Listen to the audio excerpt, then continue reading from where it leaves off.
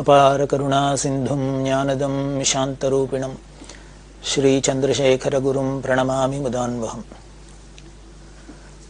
1968 வருஷத்தில் காஞ்சி மகாபிரிவா ஸ்ரீ ஜெயேந்திர சரஸ்வதி சுவாமிகளோட ஆந்திர பிரதேசத்தில் யாத்திரையில் இருக்கிறத பார்த்துட்டு வரோம். அதில் இந்த 68ஆம் வருஷம் மார்ச் மாதம் 16ஆம் தேதி பத்ராஜலம் அப்படிங்கிற இடத்துல ராமர் கோவில் கும்பாபிஷேகம் நடந்தது. அந்த பத்ராஜலம் கும்பாபிஷேகம் ரொம்ப விமரிசையா பெரியவா புதுப்பெரிவா அதேமாரி வானமாமலை ஜீயர், திருதண்டி ஸ்ரீமன் நாராயண ஜீயர் முதலான வைஷ்ணவாச்சாரிகள்லாம் கலந்து கொள்ள எல்லாரோட தலைமையிலையும் ரொம்ப விமரிசையா நடந்தது இந்த கும்பாபிஷேகம். இந்த கும்பாபிஷேகம் நடக்கிறதுக்கு முன்னால ஒரு முக்கியமான நிகழ்ச்சி நடந்தது. அதை கொஞ்சம் பார்க்கலாம். இந்த கோவில் திருப்பணியெல்லாம் பண்ணினது கணபதி ஸ்தபதி, SM கணபதி ஸ்தபதிங்கிற பெரிய ஸ்தபதி. இவர் எப்படி இந்த கைங்கரியத்துக்கு வந்தார், இந்த பத்ராஜலம் கோவில் திருப்பணி இவர் கைக்கு எப்படி வந்தது, அதுல என்னென்ன சில முக்கியமான நிகழ்ச்சிகள் சுவாரஸ்யமா நடந்தது அப்படிங்கறத தான் நாம பார்க்க போறோம். அப்போ அந்த ஆந்திரா அரசாங்கத்துல அறநிலையத்துறை அமைச்சராக இருந்தார் சந்திரமௌலி அப்படிங்கிற ஒரு மந்திரி. இந்த சந்திரமௌலி அப்படிங்கிறவர் தமிழ்நாட்டில் முதலமைச்சர் அந்த பக்தவத்சலம் அவரோட நெருங்கிய நண்பர். இந்த சந்திரமௌலி பத்ராஜலத்துல ஒரு பெரிய கல்யாண மண்டபம் கட்டணும் அப்படின்னு ஆசைப்பட்டார். ஏன்னா இந்த ஸ்ரீராமநவமி உற்சவம் பத்ராஜலத்துல ரொம்ப விமரிசையா நடக்கும், லட்சக்கணக்கான ஜனங்கள் வருவா. அதுல சீதா கல்யாணம் ரொம்ப முக்கியமான நிகழ்ச்சி. இந்த நிகழ்ச்சிகள்லாம் நடக்கிறதே ஜனங்களோட வசதி இல்லக்கெல்லாம் உத்தேசிச்சு அங்க ஒரு பெரிய கல்யாண மண்டபம் இருந்ததுன்னா அந்த கல்யாண மண்டபத்துல சுவாமிய ராமர் சீதையெல்லாம் எடுத்துன்னு போய் திருக்கல்யாண உற்சவம் எல்லாம் பண்ணா சௌரியமா இருக்கும் அப்படிங்கிறதுனால ஒரு பெரிய கல்யாண மண்டபம் கட்டணும், அது ரொம்ப அழகா இருக்கணும் அப்படிங்கிறதுனால இந்த சந்திரமௌலி அவர்கள் ஆசைப்பட்டு யாரை விட்டு பண்ண சொல்லலாம் அப்படின்னு நினைக்கிறதே பாலசுப்ரமணியர், GC பாலசுப்ரமணியர் அப்படிங்கிற ஒரு பக்தர், கணபதி ஸ்தபதிக்கு ரொம்ப நெருங்கின நண்பர். ஆந்திரா அரசாங்கத்துல இன்னும் பல இடங்கள்ல, திருப்பதியில முதலான இடங்கள்லாம் இந்த கணபதி ஸ்தபதி பல காரியங்கள் செய்யறதுக்கு இந்த பாலசுப்ரமணியர் ரொம்ப முக்கியமா காரணமா இருந்திருக்கு. இந்த பாலசுப்ரமணியர் சந்திரமௌலி அப்படிங்கிற இந்த மந்திரிட்ட கணபதி ஸ்தபதி அறிமுகப்படுத்தி வச்சு இவர் ரொம்ப நன்னா பண்ணுவர், இவரை பண்ண சொல்லலாம் அப்படின்னு. உடனே இந்த கல்யாண மண்டப வேலை கணபதி ஸ்தபதிக்கு வந்தது. அப்படி கணபதி ஸ்தபதி பெரிய பிளான் போட்டு பிரமாதமா அதை கட்டுறார். பல அமைப்புல அது இருந்தது. அதுல சித்திரகூடம் அப்படிங்கிற ஒரு அமைப்பு. அந்த சித்திரகூட மண்டபத்துக்கு கருங்கல் வேணும், அநேகமா எல்லாமே கருங்கல் திருப்பணியாவே இங்க நடந்தது. இந்த கருங்கல் வேணும் அப்படின்னு பார்த்தா அதுக்கு சரியான கல்லு கிடைக்கல.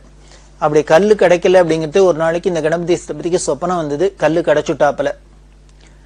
ஆனா இந்த கனவு நினைவாச்சு. உடனே மறுநாளைக்கு இவரோட அசிஸ்டன்ட்ல ஒருத்தர் ஓடி வந்து கல்லு கிடைக்கிற இடம் கிடைச்சிடுத்து. இவ பல இடங்கள்ல கல்லை தேடி பார்த்தா சரியான அதுக்கு அமைப்பான கல்லு கிடைக்கல. அப்படி இருக்கிறதே தான் சொப்பனம் வர ஒருத்தர் ஓடி வந்து சொன்னார், இந்த பத்ராஜலத்துக்கிட்டே ஒரு இடத்துல ஒரு கல்லு இருக்கு, பார்த்துட்டு வந்தாச்சு, கல்லு கிடைச்சிடும் அப்படின்னு சொன்னார். அது என்ன இடம் அப்படின்னா அந்த இடத்துக்கு பேர் பத்ராஜலத்திலேருந்து 25 கிலோமீட்டர். அதுக்கு பேர் பர்ணகசாலை அப்படின்னு பேரு. அந்த இடத்துக்கு பேர், இந்த கிராமத்துக்கு பேர் பர்ணகசாலை. அப்படின்னா இந்த இடத்துக்கு என்ன சிறப்பு அப்படின்னா, ராமாயணத்துல பாக்குறோம், வனவாசத்துல ராமரும் சீதை லக்ஷ்மணர் 3 பேரும் வனவாசங்கள்ல இருந்த சமயங்கள்ல பல இடங்கள்ல பர்ணசாலை போட்டுன்னு இருந்தா. அப்படி இருக்கிறதே தான் ஒரு இடத்துல இருக்கிறதே ராவணன் வந்து சீதைய மார்வேஷத்துல வந்து கவர்ந்துன்னு போனார் அப்படின்னு ராமாயணம் படிக்கிறோம். எந்த இடத்துல ராமாயணத்துல ராவணன் வந்து சீதையை எடுத்துன்னு போனானோ அந்த இடம் தான் இந்த பர்ணகசாலை அப்படிங்கிறது.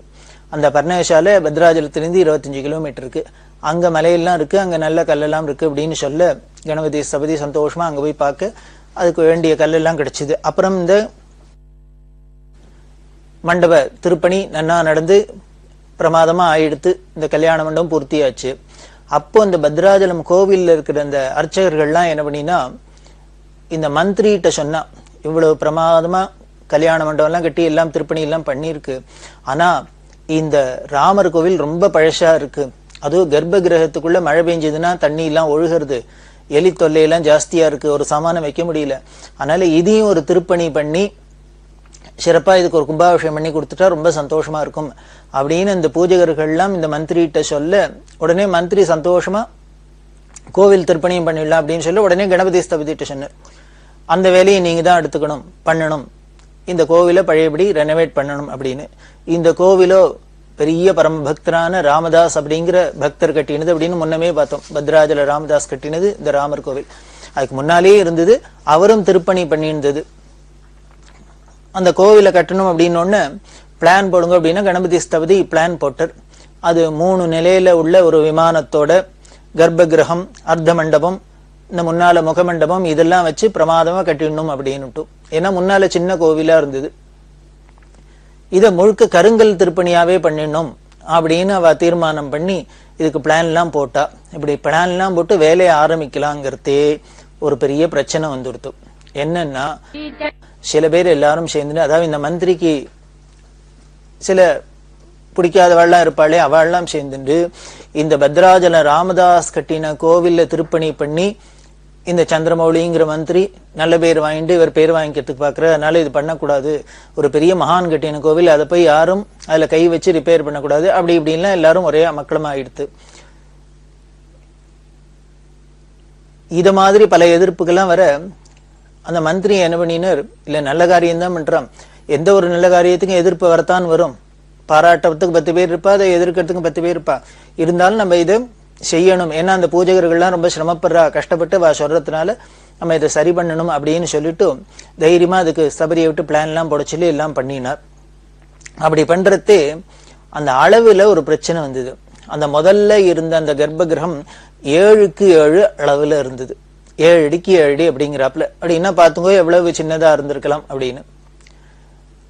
7க்கு 7 அப்படிங்கிறது ஒரு ஆகம சாஸ்திரத்துல அது ஒரு தவறுதல் போல இருக்கு. அதனால ஸ்தபதி என்ன பண்ணாரு, இதை முழுக்க கருங்கல்ல திருப்பணியா தான் பண்ணணும், இந்த 7க்கு 7 இன்னும் கொஞ்சம் பெருசா விஸ்தாரமா பண்ணணும், அதுக்கு உண்டான சில அளவெல்லாம் சொல்லியிருக்கு சாஸ்திரத்துல, அப்படி எல்லாம் தான் பண்ணணும் அப்படின்னு சொல்ல இந்த மந்திரியும் அப்படியே பண்ணணும், ஆகம சாஸ்திரத்துக்கு விரோதமா நாம எதுவும் பண்ணப்படாது, அதுல சாஸ்திரப்படி இதை திருப்பி ரெனோவேட் பண்றதே சாஸ்திரோக்தமா பண்ணிவிடணும் அப்படின்லாம் ஆசைப்பட்டு சொல்ல இதுல பல பிரச்சனைகள்லாம் வர, உடனே அரசாங்கத்துல என்ன பண்ணிட்டான்னா ஒரு கவர்மெண்ட் ஆர்டர் பாஸ் பண்ணிட்டா, அந்த 7க்கு 7 அளவை மாத்தக்கூடாது அப்படின்னு.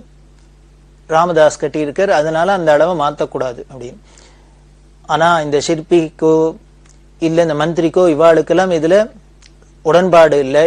இதை பண்றத என்னன்னா பிரமாதமா பண்ணணும், சரி பண்ணணும் அப்படின்னு பாக்குறா.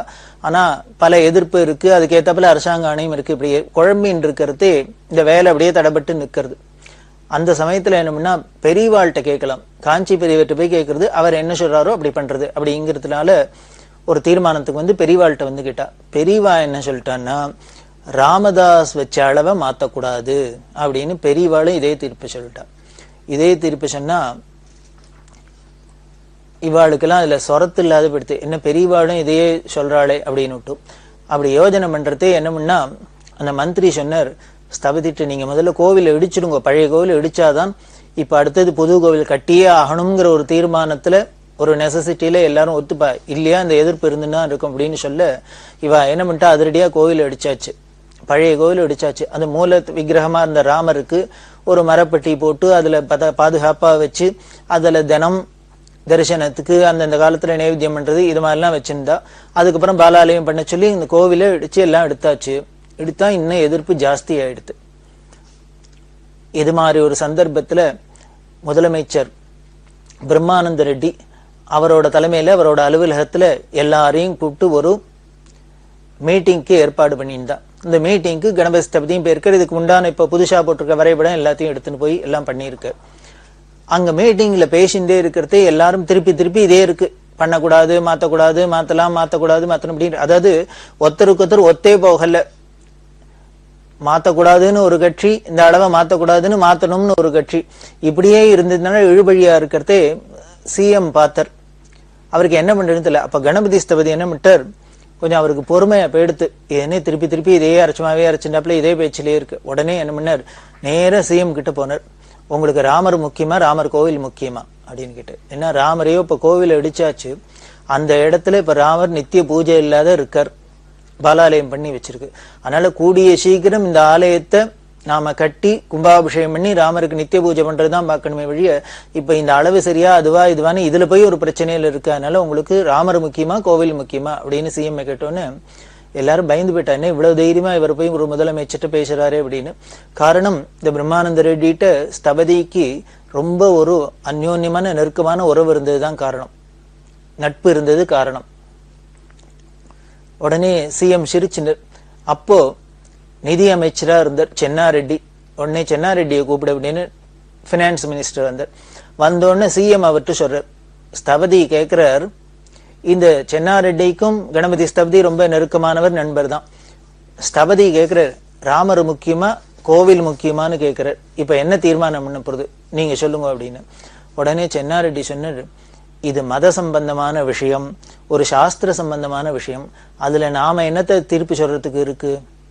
நாம இதுல ஒரு தீர்மானம் பண்ண முடியாது, தீர்ப்பும் சொல்றது நியாயமும் இல்லை, சொல்ல முடியாது. ஏன்னா இது ஒரு மத சம்பந்தமானது, ஒரு வழிபாட்டு ஸ்தலம், அதுக்குன்னு சில சாஸ்திரங்கள்லாம் இருக்கு. அதுல போய் நாம தலையிட முடியாது, தலையிடுறது நியாயமும் இல்லை. அவெல்லாம் ஒண்ணு பண்ணட்டும், இதுக்கு முதல்ல அளவை யாரு சொன்னாலும் அவர்கிட்டயே போய் கேட்கட்டும்னு. அதாவது தட் மீன்ஸ் என்ன, முதல்ல இந்த அளவு 7க்கு 7 தான் யாரு வைக்கணும் அதே அப்படின்னு சொன்னது பெரியவா தானே சொன்னா. அந்த ராமதாஸ் பண்ணின அளவை மாத்தக்கூடாதுன்னு. அதனால திருப்பி இவா பெரியவாள்கிட்டயே போகட்டும், அங்கேயே போய் வாத பிரதிவாதமோ என்னமோ அங்க பண்ணி பெரியவா என்ன திருப்பி சொல்றாளோ அதை கேட்டுன்னு வரட்டும்.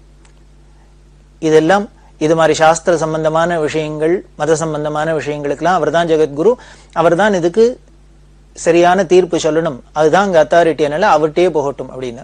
உடனே சிஎம் சொன்னார், சரிப்பா அப்ப எல்லாரும் நீங்க காஞ்சிபுரம் போங்க, பெரியவாள்கிட்ட போய் எல்லாத்தையும் கேட்டுன்னு வாங்கோ, தீர்மானம் பண்ணிட்டு வாங்கோ அப்படின்னுட்டு ஒரு 4 காரை அரசாங்க காரை கொடுத்துனுச்சா. எல்லாருமே அந்த கமிட்டிக்காரா எல்லாரும் போறா. அதுல கணபதி ஸ்தபதியும் போனர். வந்து பெரியவாள்கிட்ட காஞ்சிபுரத்துல எல்லாரும் விஞ்ஞாபனம் பண்ணிக்கிறா. அந்த குழுவுல முக்கியமா வந்தவர் ஆந்திர பிரபா எடிட்டர் நீலம் ராஜு வெங்கடசேஷையா. வெங்கடசேஷையா வந்து பெரியவாள்கிட்ட சொன்னார், அதாவது பத்ராஜலம் கோவில் இது மாதிரி நின்றுட்டு இருக்கு, அளவுல இது மாதிரி வித்தியாசப்படுறதுனால எல்லாருக்கும் வாத பிரதிவாதங்கள் நடக்கிறது, பெரியவா தீர்ப்பு சொன்னோம் அப்படின்னா. பெரியவா இல்லைன்னு சாப்பிட்டு வரச்சுன்னா எல்லாம் விஷயங்கள்லாம் விசாரிச்சுண்டு இன்னும் தீர்ப்பு சொல்லல. அப்படி இருக்கிறதே கணபதி ஸ்தபதிக்கு ஒரு பொறுமை இழந்து கோபம் வந்துருத்து. ஏன்னா முன்ன நேர பெரியவாள்கிட்ட சொன்ன, பெரியவா ஆகம சில்ப சதஸ்லாம் வருஷா வருஷம் நடத்தி இந்த சிற்பிகளுக்கெல்லாம் ஒரு பெரிய பொது வாழ்வு கொடுத்துருக்கா. அப்படி இருக்கிற பெரியவா 6 வருஷம் நாம் கஷ்டப்பட்டு கல்லெல்லாம் அடிச்சு கர்ப்ப கிரகத்துக்கு கருங்கல்லாலே திருப்பணி பண்றதே, திருப்பி புதுசா பண்றதே கருங்கல்லால பண்ணணும் அப்படிங்கிறதுனால 6 வருஷம் கஷ்டப்பட்டு கல்லெல்லாம் தேடி எடுத்து அதுக்கு உண்டான வர்க்கங்கள்லாம் அடிச்சு எல்லாம் வச்சாச்சு. அந்த சமயத்துல பிரச்சனை எழும்புறதே, இந்த அளவு பிரச்சனை வரதே பெரியவாள்கிட்ட வந்து கேட்டா பெரியவா பழைய அளவு தான் இருக்கணும், மாத்தப்படாதுன்னு சொல்லிட்டா. இப்ப அதை மாத்தப்படாது அப்படின்னு சொன்னா இப்ப அடிச்ச கல்லெல்லாம் வீணா போயிடும். இதெல்லாம் நான் என்ன பண்றது, கொண்டு கோதாவரில தான் விட்டெறியணும் அப்படின்னு.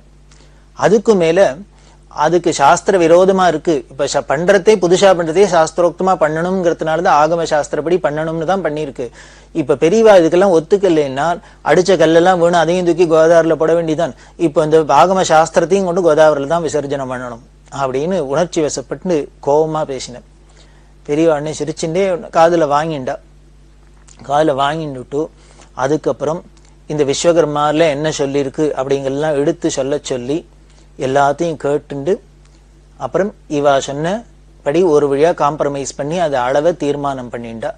அதுல 3 பங்கா அதை வச்சுக்கணும், அதுக்குள்ள ஒரு பங்கு சுவரை வச்சு எப்படி பண்ணணுமோ அது சாஸ்திரோக்தமா என்ன பண்ணணும், அதுக்காக பழசுக்கும் ரொம்ப வித்தியாசம் இல்லாத எப்படி பண்ணலாம் அப்படின்னு ஒரு தீர்ப்பு சொல்லப்பட்டு அதுக்கப்புறம் எல்லாரும் சந்தோஷமா வந்து இந்த வேலை நடந்தது.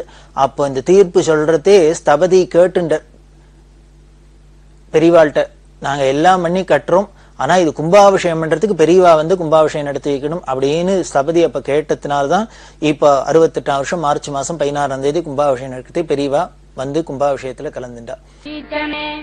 அதுல பாத்தீங்கன்னா கலசம் சுதர்சனமா இருக்கும். எல்லா கோவில்லையும் மேல விமானத்துல கலசம் இருக்கும். இந்த பத்ராஜலத்துல பாத்தீங்கன்னா சுதர்சன சக்கரமே பெரிய கலசம் மாதிரி இருக்கும். அது 6 அடி உயரம் உள்ளது. அது கோதாவரியில கிடைச்சது, அதைத்தான் எடுத்து ராமதாஸ் அங்க மேல வச்சிருக்காரு. அதையே தான் நம்ம திருப்பி வச்சு கும்பாபிஷேகம் பண்ணினா. நீங்க சில போட்டோஸ் எல்லாம் பார்த்திருக்கலாம். பெரியவா இந்த ஜீயர் சுவாமிகள் எல்லாருமா இருந்துட்டு அந்த சுதர்சனத்துக்கு அபிஷேகம் பண்றது, பெரியவா அதை கோதாவரியில் எடுத்துன்னு போய் திருப்பி அபிஷேகம் பண்ணி மேல பிரதிஷ்டை பண்ணும், இதெல்லாம் சொல்லியிருந்தா. அதுல பெரியவா அபிஷேகம் பண்றது இது மாதிரி எல்லாம் நமக்கு புகைப்படத்தெல்லாம் இருக்கு. அப்படி இந்த பத்ராஜலத்துல ரொம்ப விமரிசையா கும்பாபிஷேகம் நடந்தது. இதுல முக்கியம் என்ன அப்படின்னா, ஒரு சாஸ்திர சம்பந்தமான ஒரு விஷயம், ஒரு மத சம்பந்தமான விஷயங்கள், ஒரு பிரச்சனைன்னு வரத்தே யாரா இருந்தாலும் யார்கிட்ட முதல்ல கேட்கிறா அப்படின்னா, யார உடனே அவளுக்கு ஞாபகம் வருது அப்படின்னா காஞ்சி பெரியவாளை தான் ஞாபகம் வருது. இதுக்கு என்ன காரணம்? அவர் எதானு யார்ட்டையான எதானு போய் சொன்னாரா, அவர் இன்ஃப்ளூயன்ஸ் பண்ணிட்டாரா? அதெல்லாம் ஒண்ணும் இல்லை. அப்படி யாரா இருந்தாலும் ஒரு சாஸ்திர பிரச்சனைகள், ஒரு மத சம்பந்தமான விஷயம், ஒரு தர்ம சம்பந்தமான ஒரு சிக்கல், தர்ம சங்கடம் அப்படின்னா யார்கிட்ட வரும்பணும் அப்படின்னு முதல்ல தோன்றதுன்னா பெரியவாள்கிட்ட சொல்லுது, மகா பெரியவாள்கிட்ட தோன்றதுன்னா, அப்படி அவ தர்மஸ்வரூபமா, சாஸ்திர ஸ்வரூபமா, வேதஸ்வரூபமா, வேதமூர்த்தியா இருந்ததுதான் இதுக்கு காரணம். அப்படி பல சந்தர்ப்பங்கள்ல பல பிரச்சனைகள்லாம் வந்திருக்கிறதே, பல இக்கட்டான சந்தர்ப்பங்கள்ல பெரியவாதான் இதுக்கு ஒரு தீர்மானம் சொல்லி, ஏன்னா திருக்கால ஞானியா இருந்ததுனால அவளுக்கு தான் தெரியும் முன்ன எப்படி இருந்தது, பின்ன எப்படி இருக்க போறது, இப்ப எப்படி இருக்கணும் அப்படிங்கிறது. அதனால்தான் இது பத்ராஜலத்துல இப்படி ஒரு இக்கட்டு பெரியவா தீர்ப்பு சொன்னா. இதே மாதிரி இன்னொரு சந்தர்ப்பத்துல திருப்பதியில ஒரு பெரிய பிரச்சனை வந்தது. திருப்பதியில என்ன பண்ணினா, பெருமாள் சந்நிதிக்கு எல்லாரும் லட்சக்கணக்கான ஜனங்கள் போய் தரிசனம் பண்றா. அந்த கியூல மணிக்கணக்கா காத்துன்னு இருக்க வேண்டியிருக்கு. அதனால இந்த ஜனங்கள் காத்துன்னு இருக்கிறத குறைக்கணும், பிரஜைகளோட சௌரியம், தரிசனத்துக்கு வரவாளோட சௌரியத்தை உத்தேசிச்சு அந்த திருப்பதி கர்ப்பகிரகத்துக்கு, அதாவது கோவில்ல சுவாமி இருக்கிற இடம் மூலஸ்தானம் இருக்கிறது கர்ப்பகிரகம், அதுக்கு முன்னால இருக்கிறது அர்த்த மண்டபம், அதுக்கு முன்னால இருக்கிறது மகாமண்டபம் அப்படின்னு ஆகமத்துல சொல்லி இருக்கு. அதுல இந்த நம்ம துவாரபாலகர்களை தாண்டினோன்னு இருக்கிற இடம் எல்லாம் அர்த்த மண்டபம்னு பேரு. அது வழியாலதான் போய் உள்ள தரிசனம் பண்ணிட்டு வரும். அந்த திருப்பதியில நிர்வாகஸ்தர்கள் என்ன பண்ணினா அப்படின்னா, ஒரு தீர்மானம் பண்ணினா, இந்த அர்த்த மண்டபத்துல வலது பக்கம் இடது பக்கம் ரெண்டு பக்கமும் தொலை போட்டு ஓட்டை போட்டு ஒரு பெரிய கதவு வச்சுட்டாக்க, வாசப்படி வச்சுட்டாக்க, இப்படி இடது பக்கமா வருவா கியூ அப்படியே பார்த்துன்னு அப்படியே இந்த பக்கம் வெளியில வந்துடலாம், வலது பக்கமா போறவா அப்படியே பார்த்துன்னு வெளியில வந்துடலாம். இப்படி வந்தாக்க ஃபாஸ்டா அந்த கூட்டமும் மூவ் ஆகும். ஏன்னா போன வழியாவே போயிட்டு திரும்பி போன வழியாவே போயிட்டு திரும்பி வந்தா இன்னும் கொஞ்சம் லேட்டா இருது. அதனால ரெண்டு பக்கமும் அர்த்த மண்டபத்துல ரெண்டு பக்கம் ஓட்ட போட்டு வாசப்படி வச்சுடுறது. வச்சுட்டா ஜனங்கள் ஃபாஸ்டா மூவ் பண்ணுவா, போயிட்டு வரத்துக்கு சௌரியமா இருக்கும் அப்படின்னு தீர்மானம் பண்ணி அதுக்கு ஒரு கமிட்டி போட்டு, அந்த கமிட்டியில கணபதி ஸ்தபதியும் இருக்கு. ஏன்னா அவர் ஆஸ்தான ஸ்தபதியா இருக்கிறதுனால ஆந்திர அரசாங்கத்துல இப்படி போட்டு தீர்மானம் பண்ணிட்டா. ஆனா என்ன பண்ணினார், கணபதி ஸ்தபதி இதை ஒத்துக்கல. சாஸ்திரங்கள்ல எந்தெந்த இடத்துல வாசப்படி வைக்கலாம், துவாரம் இருக்கலாம்னு ஆகம சாஸ்திரத்தெல்லாம் சொல்லி இருக்கு, சில்ப சாஸ்திரத்திலையும் சொல்லி இருக்கு. எக்காரணத்தை கொண்டும் கர்ப்ப கிரகத்திலேயோ அர்த்த மண்டபத்திலேயோ மகாமண்டபத்திலேயோ எந்தெந்த இடத்துலதான் வாசப்படி இருக்கணும் சாஸ்திரம் விதிச்சிருக்கு, அங்கதான் வைக்கணும். அதை மீறி நம்ம இஷ்டத்துக்கு, நம்மளோட சௌரியத்துக்கு, ஜனங்களோட சௌரியத்துக்குன்னு இப்படி வைக்கிறது அப்படி வைக்கிறது, இங்க திறக்கிறது அங்க மூடுறதெல்லாம் பண்ணக்கூடாது அப்படின்னு அவர் ரொம்ப தைரியமா எதிர்த்து சொன்னார். இவருக்கு ஒருத்தர் ரெண்டு பேர் சப்போர்ட் இருந்தா. ஆனால் அதுல மேஜரா இருக்கிறவா பல பேர் என்ன பண்ணிட்டா, இதை பண்றதுதான் சௌரியமா இருக்கும் அப்படின்னு அவள்லாம் தீர்மானம் பண்ணினா. அப்படி இருக்கிறதே இந்த கமிஷனருங்கிற ஒருத்தர் என்ன பண்ணார், ஸ்தபதிட்டு சொன்னார், மேஜரா இருக்கிறவா எல்லாரும் பவர்ஃபுல்லா இருக்கிறவாள்லாம் இதை ஒத்துக்கிறா, நீ ஒருத்தர் இதுக்கு எதிர்ப்பு குரலுக்கு ஒன்னும் பிரயோஜனமாக போறது இல்லை, அதனால நீனும் ஒத்துனுட அப்படின்னா. ஏன்னா இந்த ஸ்தபதி ஒத்துக்காத அங்க பண்ண முடியாது, நீனும் ஒத்துக்கோ அப்படின்லாம் சொன்னார். இவர் நான் ஒத்துக்க மாட்டேன் அப்படின்னார். ஏன்னா சாஸ்திரத்திலையும் இது இல்ல, வைகானச ஆகமத்திலையும் இல்ல, சில்ப சாஸ்திரத்திலும் இல்ல. இப்படி ரெண்டும் ஒத்துக்காத ஒரு விஷயத்த ஒரு கோவிலுக்குள்ள பண்றதுக்கு நான் ஒத்துக்க மாட்டேன். அப்படி பண்ணினா, இதானே இதை மீறி பண்ணினா, சாஸ்திரத்தை மீறி பண்ணா நாட்டுக்கே, தேசத்துக்கே, உலகத்துக்கே பெரிய விபரீதம்லாம் நடக்கலாம், உட்பாதம் வரலாம், கெடுதல் வரலாம். அதனால நான் ஒத்துக்க மாட்டேன், எனக்கு தெரிஞ்சு நான் ஒத்துக்க மாட்டேன் அப்படின்னு.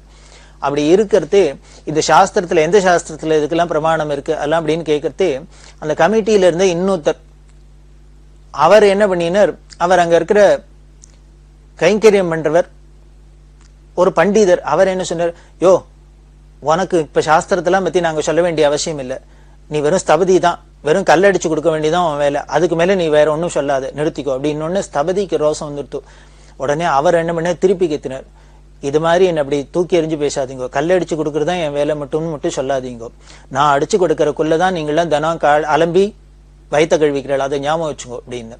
இது சொன்னா அவர்களுக்கு, இந்த பண்டிதாளுக்கும் ஸ்தபதிக்கும் ஒரே ஏக வாக்குவாதம் ஆயிடுது. உடனே அவள்லாம் சேர்ந்துட்டு, எப்படி நாங்க அவர் சொல்லுவார் ஸ்தபதி எங்களை அவமானமா பேசுவார் அப்படின்னு சொல்ல அந்த கமிஷனர் பார்த்தார், ஸ்தபதி உங்களை ஒன்னும் அவமானமா முதல்ல பேசல, நீங்க தான் அவரை அப்படி எடுத்தறிஞ்சு பேசினதுனால அவர் பதில் சொன்னார். அதனால நீங்க தான் அவர்கிட்ட முதல்ல மன்னிப்பு கேட்கணும், இதுக்கு பிரச்சனைக்கு காரணம் நீங்க தான் அப்படின்னு சொல்ல உடனே அவள்லாம் சரி ஏதோ வாய் தவறி சொல்லிட்டோம் அப்படின்னு சொல்லி எத்தனை நேரம் சண்டை போட்டு இருக்கிறது.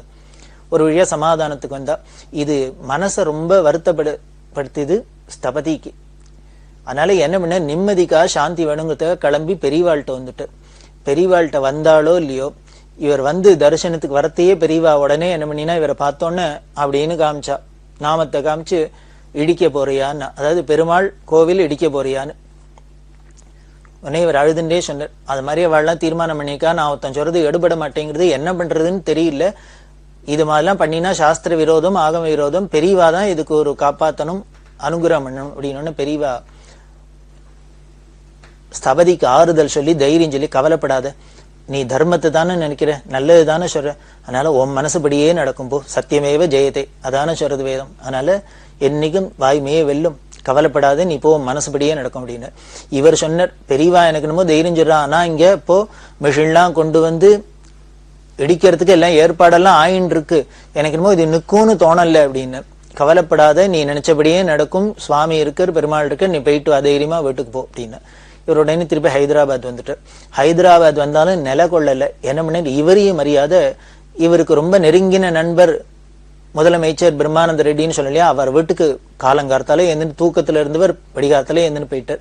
இந்த செக்யூரிட்டி பார்த்துட்டு, சார் என்ன இவர ஸ்தபதியை தெரியும், இங்க இப்போ வந்திருக்கேளே அப்படின்னு அவர்கிட்ட பேசின்னு இருக்கார். அந்த சமயத்துல பிரம்மானந்த ரெட்டி பால்கனிக்கு வந்துட்டு பார்த்துட்டு ஸ்தபதிகாரு வாங்கோ அப்படின்னு உள்ள கூப்பிட்டார். என்ன அப்படின்னா, இவரை பார்த்தாலே ஒரு மாதிரி கலவரமா இருக்காரு இல்லையோ, என்ன உங்களுக்கு பிரச்சனை ஏன் அப்படின்னு. இது மாதிரி அவ திருப்பதியில 2 பக்கம் அர்த்த மண்டபத்துல ஓட்ட போட்டு வாசப்படி வைக்கணுங்கிறா, இது சாஸ்திர விரோதம். நான் பெரியவாள்கிட்ட போய் சொன்னேன், பெரியவாளும் இதுக்கு அனுகிரகம் பண்ணியிருக்கா, நீ மனசுபடிதான் நடக்கும், இது எதுவும் வராது கவலைப்படாதுன்னு சொல்லியிருக்கா, நீங்க தான் பாத்துக்கணும் அப்படின்னு சொல்ல, பிரம்மானந்த ரெட்டி சொன்னார், ஃபைல் எங்கிட்ட தானே வரும், நான் பாத்துக்கிறேன், கவலைப்படாத, நீ வீட்டுக்கு போ அப்படின்னு சொல்லி தேர்தல் சொல்லி அனுப்பிச்சார். அப்போ என்ன ஆச்சு, ஃபைல் வந்தது, என்ன ஆச்சு அப்படிங்கிறது நமக்கு இது ஒன்றும் பெருசா சொல்ல வேண்டாம், இப்ப பார்த்தாலே தெரியுது. இன்னி வரைக்கும் அந்த இடத்துல அர்த்த மண்டபத்துல வாசப்படி வரல, துவாரம் விழல அப்படின்னா இது பெரியவாளோட தபோபலத்தினால நடக்கிறது. இது சாஸ்திர விரோதமா எந்த காரியமா நடந்தா அதை தடுத்து நிறுத்தத்துக்கு தானே ஒரு பெரியவா அவதாரம், தர்ம சம்ஸ்தாபனார்த்தம் சம்பவாமி யுகே யுகேன்னு சொல்றாப்புல. அப்படி பெரியவா அனுகிரகத்தினால பல நிகழ்ச்சிகள் நடந்துருக்கு.